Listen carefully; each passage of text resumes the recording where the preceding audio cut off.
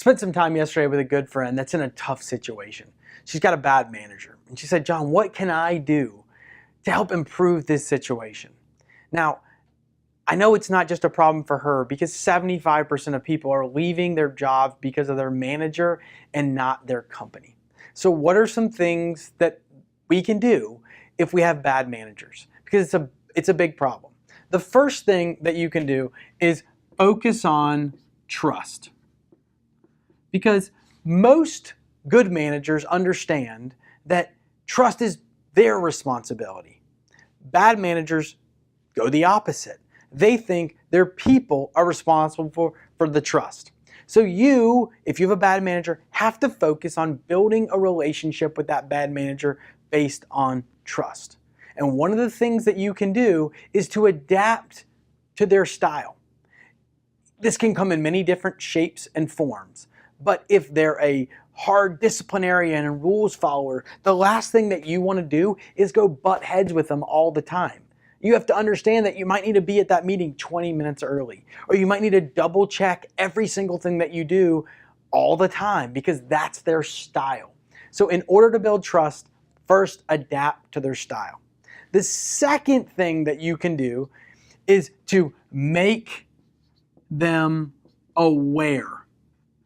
Now, this is a difficult thing to do, but if you've done a good job building trust with that person and aligning to their style, you'll have small opportunities to make them aware of their shortcomings. This can come in many different shapes and forms. Like maybe you only want to do it one-on-one in front of a group. Very important.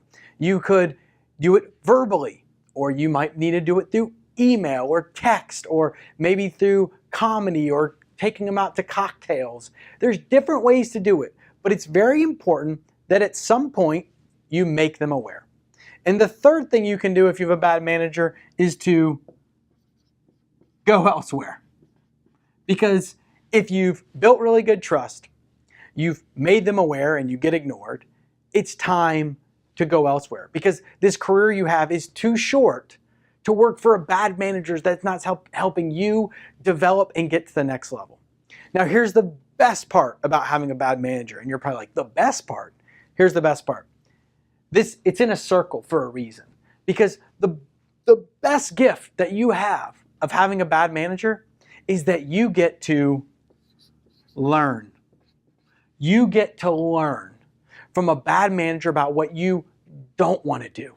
Because oftentimes it's easy to be told what the best managers do or what the best leaders do. But one of the best ways to get better at something is to see what bad people do, so you can ensure you don't mimic those behaviors and habits. So just to recap, 3 things you can do. First, build trust with that bad manager. Second, make them aware of it once that trust is built. Third, go elsewhere if those things don't work. But if all those things take place, make sure that you are learning from this experience, and when you go manage people, you don't make the same mistakes as them.